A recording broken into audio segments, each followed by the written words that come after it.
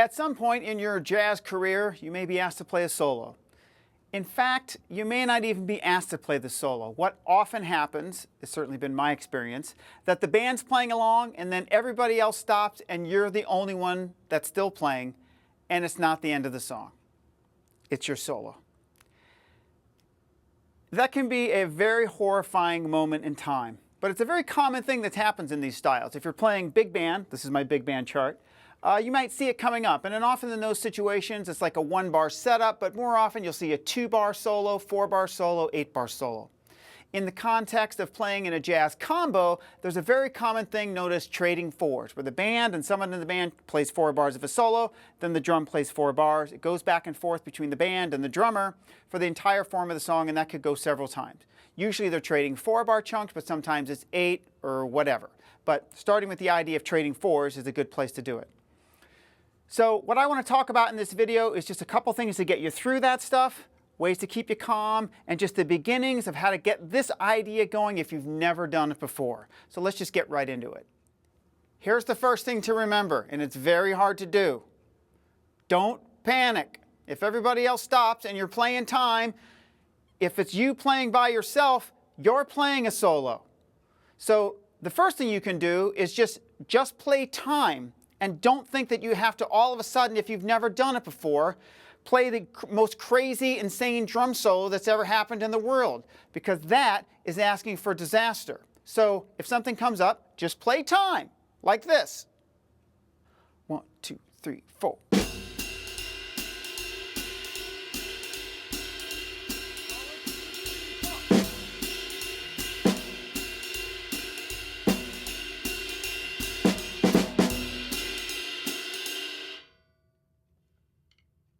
I just played 4 bars of time, and then I played 4 bars of solo time, which was really just that, but I just kept playing and I didn't stop, and that's okay, you just don't stop. The other thing to remember with this stuff is that you have to come out on time, especially if you're in a big band setting. No matter what happens, you have to come out on time. So if you have to simplify what you're playing in order to get that to happen, then just do that. Because at the end of the day, it doesn't matter what you play as long as you come back in on the downbeat when you're supposed to. Because if 18 people are counting on you and you come in the wrong spot, it's a horrible feeling when the band crashes and burns and everybody turns around and looks at you. Why do I know that? Yes, because it's happened to me. It happened like 2 months ago. It's not fun. Okay, here's the next thing you can do is start to get the idea of shuffling on the snare drum. So what we're going to do now is not play 4 bars at a time. We're going to back it up and just do 2-bar chunks and then connect these things together. And I'm just going to play 2 bars of shuffle on the snare drum, which has been our theme all the way through this. Big band warm-ups, jazz fills, we're still on this. I use this all the time and it's a great starting point for anything. So 2 bars at a time, 2 bars snare drum shuffle. If you can keep the feet going, great. If that's too much right now, just play the snare drum and go back to time. I'm going to do it with the feet. Here we go. 1, 2, 3, 4.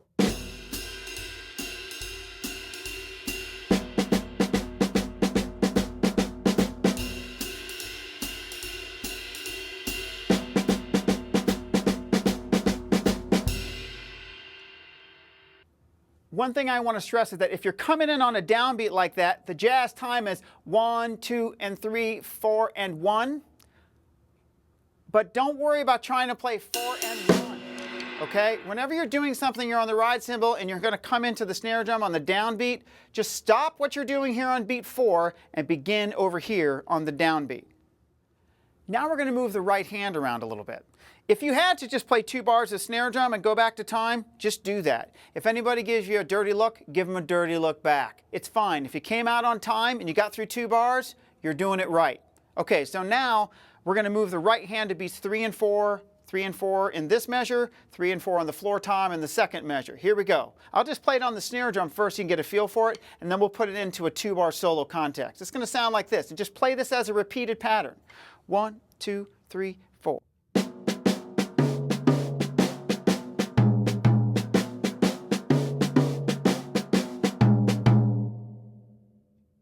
Now we're just going to play it as a 2-bar solo. 2 bars a time, 2 bars a solo. I'll go back and forth a few times so you can get a feel for it. 1, 2, 3, 4.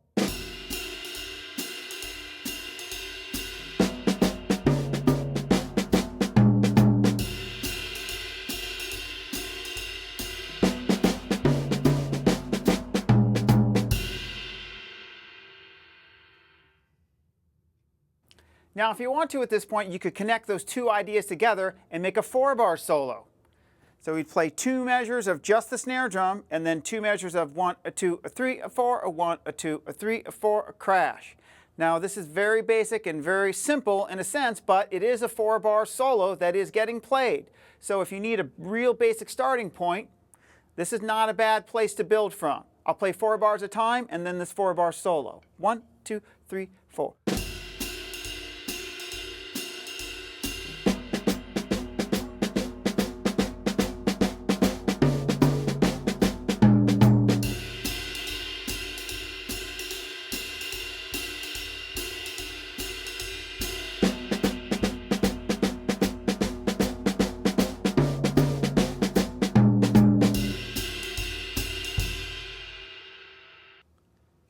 Now that you have some idea of this shuffle pattern going on, you're beginning to move the right hand around. I want to move both hands around a little bit.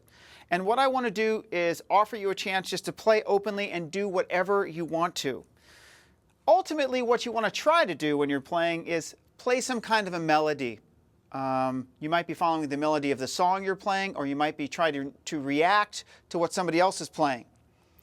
So you just want to get used to playing the shuffle pattern and moving your hands around. So with no particular concept in mind, I'm going to begin to move my hands around on the drums. Now, I may run into a pattern I like, and I can try to repeat that. You could do the same thing. So don't think about it too much. Just start to make sure you keep right, left, right, and move your hands around randomly. You can get the left hand of the drum. You can stay on the toms, the snare, forwards, backwards, a lot of different ways you can go. So I'm going to go in different areas long enough, hopefully, so that you can get a chance to see like what it sounds like to move down the drums, up the drums, more randomly, whatever. But this is something you should mess around with for a while, because this is a good time to do it, now that you sort of have that shuffle thing in your hands. Okay, so I'm just going to mess around for a minute so you can see what I'm talking about.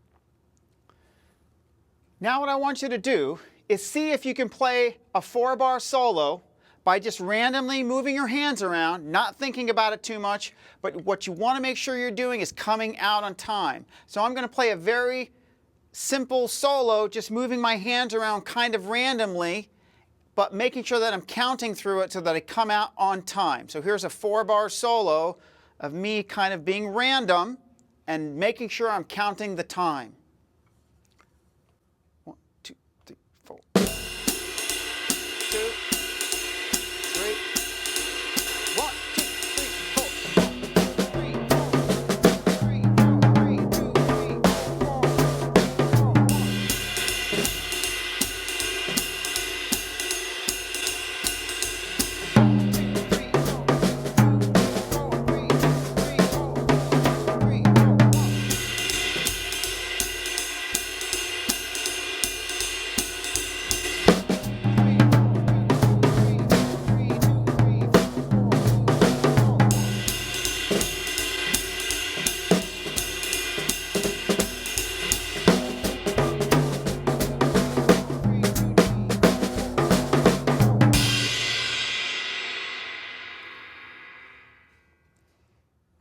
Now, nothing I played was earth-shattering there, and I was kind of trying to keep it random in a way that it might sound if you were just playing it for the first time. The most important thing I did there was come out on time. So experiment with doing that. You can play a 2-bar solo against 2 bars at a time, or a 4-bar solo against that. And just move around until you run into things and try to find something that sounds cool. If you like it, try to repeat that. Figure out what that was, and so on. So a lot of this is through experimentation. and just trying things out and seeing what it sounds like. So it's not as hard as it seems. As soon as you get into it, I think you'll find that you're playing some little melodies and stuff like that pretty quickly. Okay. Here's the secret to jazz soloing. Get your left hand to this tom-tom. If you do, and it's playing the upbeats, 1 and 2 and 3 and 4 and 1, for some reason it just sounds more jazzy when you do it that way. So here's a figure to get you going on that. It's just 1, 2, 3, 4.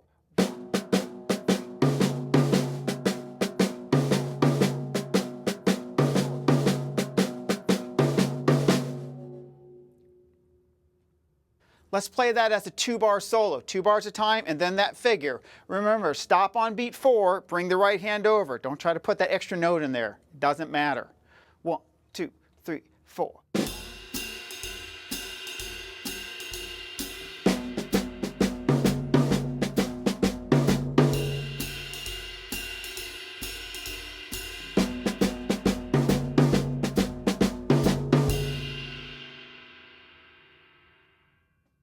So right away, I think you'll notice that having those upbeats really helps, and you'll also notice that 3 and 4 and 1. You're going to have to play that ride cymbal right after that tom hit. So you're not coming from the snare, you're coming from the tom now.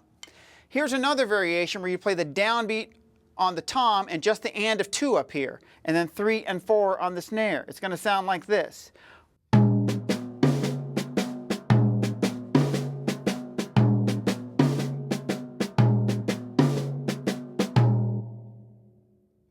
With this variation and the last one, it's like we're just playing on the snare drum and accenting certain notes on the toms. And that's a really good way to go if you just want certain notes to kind of pop out from that pattern. So let's use this as a 2-bar solo, 2 bars a time, and then 2 bars of that repeated pattern. 1, 2, ready, and.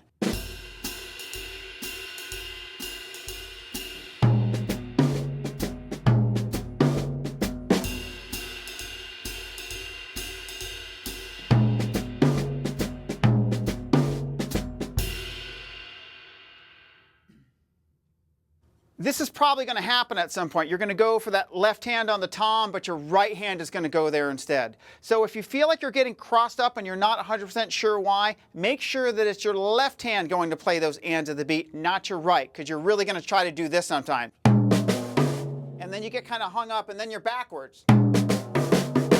Now, there's nothing wrong with playing backwards, but for now, keep that right, left, right going until you figure this out a little bit, and then you can worry about trying to turn things around backwards.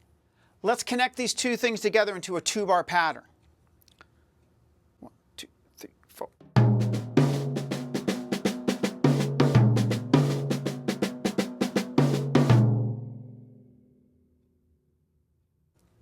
Now let's repeat that twice and make that a 4-bar phrase and trade 4s. 1, 2, 3, 4.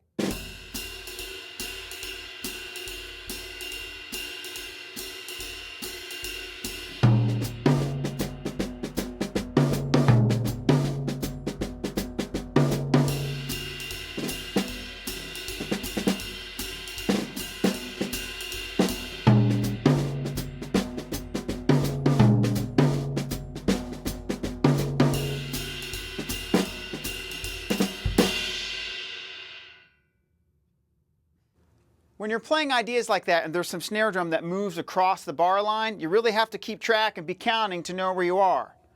1 and 2 and 3 and 4 and 1 and 2 and 3 and 4 and 1 and 2 and 3 and 4 and 1 and 2 and 3 and 4 and 1. If you listen to the way that I was just playing that solo, when I got into it, I decided to put a little accent on the downbeat of that second measure in hopes that it might help you keep the place a little bit better. At this point, I'm just going to trade some 4s. I'm going to do a few where I mostly just play time, and just remember when you're playing time, you don't have to get super crazy with it, but if you can get to the toms and move things around a little bit, great. If you just need to play time and hold it pretty close to home, that's cool too. And then I'll begin to expand it out into some of the other ideas that we talked about to give you some idea of how I might use them in context. Again, these are basic ideas, but these are definitely things that I still use.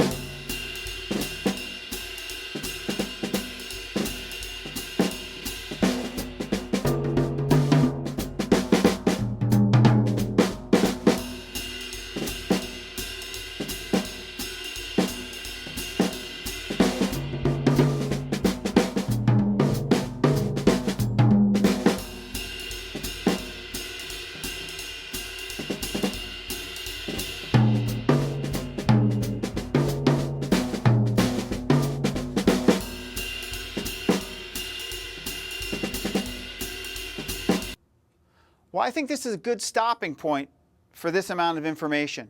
If you can already kind of play a solo, this may not seem very exciting to you, but if you've never done this before, I want you to mess around with these ideas. Get this shuffle going.